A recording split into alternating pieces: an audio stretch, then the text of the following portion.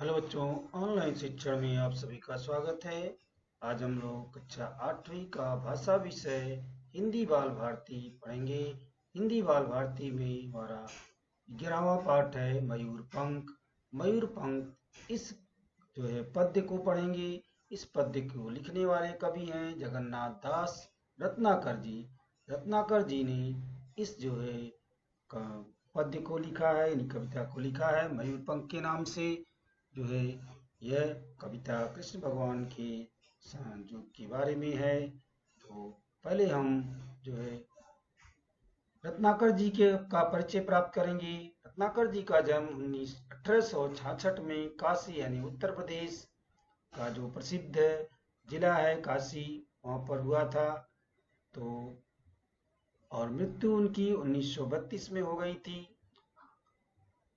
रत्नाकर जी का परिचय प्राप्त करेंगे। रत्नाकर जी केवल कवि ही नहीं थे, वरन वे अनेक भाषाओं के ज्ञाता और विद्वान भी थे। रत्नाकर जी को अनेक भाषाओं का ज्ञान था। रत्नाकर जी ब्रज भाषा की रचनाओं में सुंदर प्रयोग, रत्नाकर जी की रचनाओं में ब्रज भाषा की रचनाओं में सुंदर प्रयोगों एवं ठेठ शब्दावली का प्रभाव रहा है। रत्नाकर जी ने जो रचना की है उसमें ब्रज भाषा की शब्दावली एवं ठेठ शब्दावली का बहुत अच्छा प्रभाव रहा है। रत्नाकर जी स्वच्छ कल्पना के कवि हैं। आपके द्वारा प्रस्तुत दृश्यावली सदैव अनुभूति से सनी और संवेदना को जागृत करने वाली है। रत्नाकर जी के द्वारा लिखी हुई प्रमुख कृतियां हैं हिंडोला, ऊधो शतक, श्रृंगार लहरी, गंगा अवतरण, गंगा लहरी आदि जगन्नाथ दास जी की प्रमुख कृतियां हैं। जो हम ये पद्य पढ़ने वाले हैं, ये पद्य इसमें यहाँ कौन से प्रसंग का वर्णन किया गया है, तो यहाँ पर इस पद्य में इस उस प्रसंग का यानी उस समय का वर्णन है जब श्री कृष्ण के कहने पर उद्धव जी गोकुल में आए हुए हैं। और इस पदों के माध्यम से गोपियों की उत्सुकता, उद्धव जी का ज्ञान बोध, गोपियों के उत्तर का बड़ा ही मनोरम वर्णन जगन्नाथ दास जी के द्वारा किया गया है। अंतिम पद में गोकुलवासी श्री कृष्ण के लिए अलग अलग भेंट भेजते नजर आते हैं। इन पदों में ब्रज भाषा का सौंदर्य दर्शनीय है, ब्रज भाषा का सौंदर्य दिखाई देता है। तो चलो हम देखते हैं, पहले पद को पहले वाचन करते हैं, उसके भावार्थ को भी समझते चलते हैं। भेजे मन भावन के उद्धव के आवन की, सुधि ब्रज गावनी मैं पावन जबै लगी। कहें रत्नाकर ग्वालिनी की झौरी झौरी, दौरी दौरी नंद पौरी आवन तबै लगी। उझक उझक पद कंजनी के पंजनी पे, पेख पेख पाती छाती छोहनी छबै लगी। हम कौन लिखो हैं कहाँ, हम कौन लिखो हैं कहाँ, हम कौन लिखो हैं कहाँ, कहन समय लगी। इस तरह से पहला पद्य है। तो इस पद का भावार्थ देखते हैं।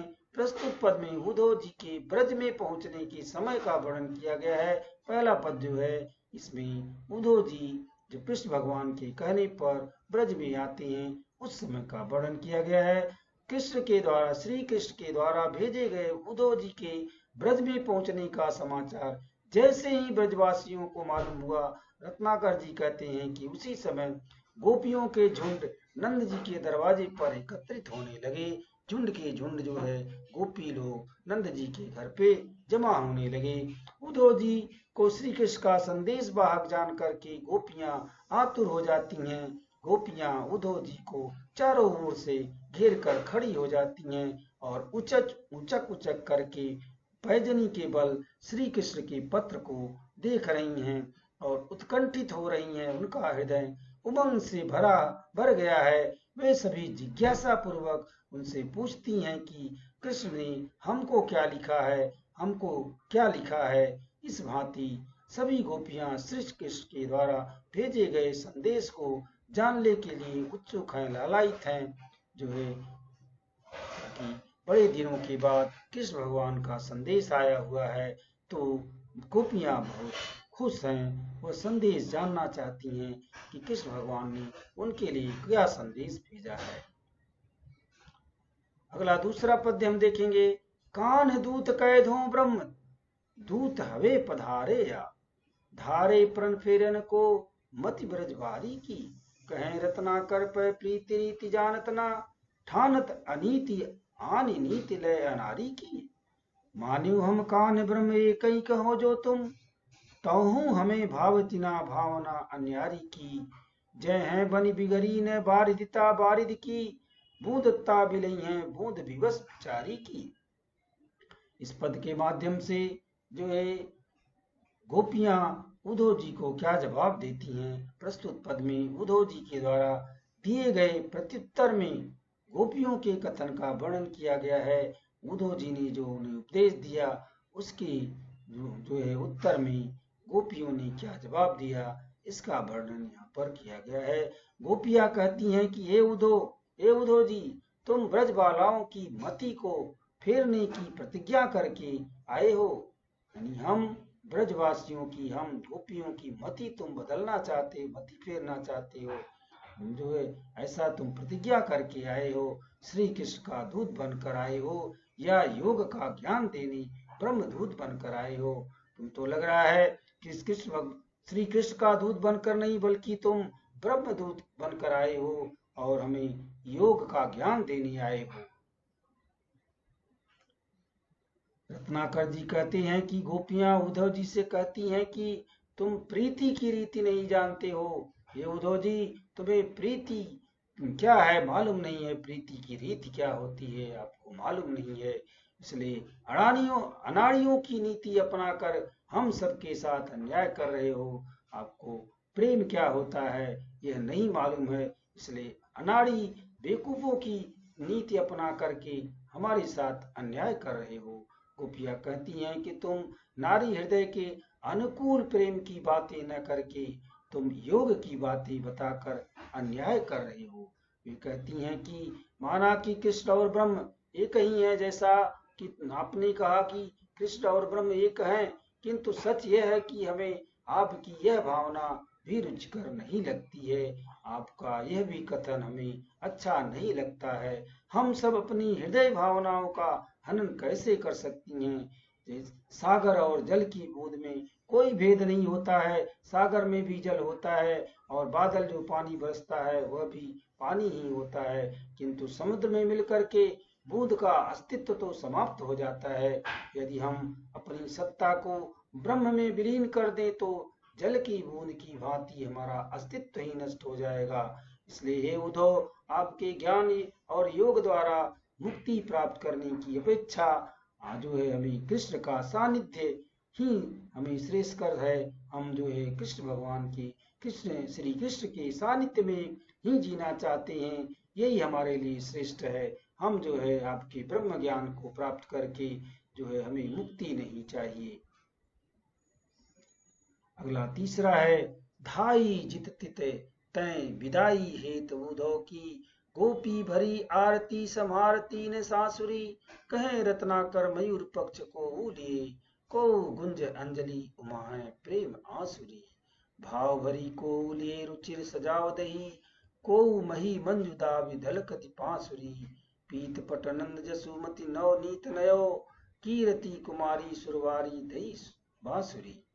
तो यहाँ पर जो है इस प्रसंग में प्रस्तुत पद में उद्धव जी के व्रत से विदा होने का वर्णन किया गया है। जब जो है उद्धव जी व्रत से जाने लगे उस समय का जो है यहाँ पर वर्णन है। उद्धव जी को विदा करने के लिए गोपियां तो दुख से भरी हुई है, फिर भी उद्धव जी को विदा करने के लिए गोपियां दुख से भरी हुई हैं और अपनी सांसों को संभाल पाने में असमर्थ हैं, इधर उधर से दौड़ रही हैं, फिर भी इधर उधर दौड़ रही हैं। उनका हृदय वेदना से भरा हुआ है, उनके हृदय में बहुत ही कष्ट है। रत्नाकर जी कहते हैं कि कृष्ण के लिए जो है कोई मोर पंख लिए खड़ी हुई है, फिर भी वो जो है कृष्ण को कोई न कोई उपहार देना चाहती हैं।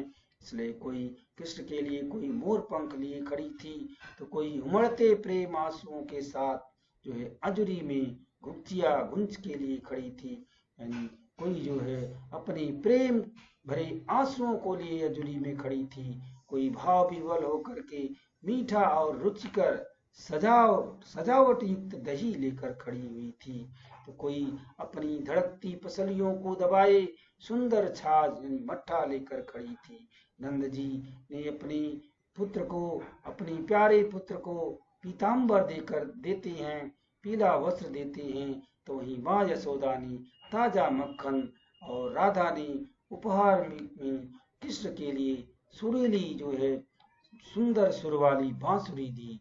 इस तरह से सभी ने अपने अपने तरीके से कुछ न कुछ उपहार लेकर के खड़ी थी गोपियां, और सबने उद्धव जी को दिया, यह मेरा उपहार श्री कृष्ण तक पहुंचा दो। इस तरह से गोपियां जो है कृष्ण के वियोग में व्याकुल थी, फिर भी जो है उन्हें कुछ न कुछ उपहार दे करके विदा की।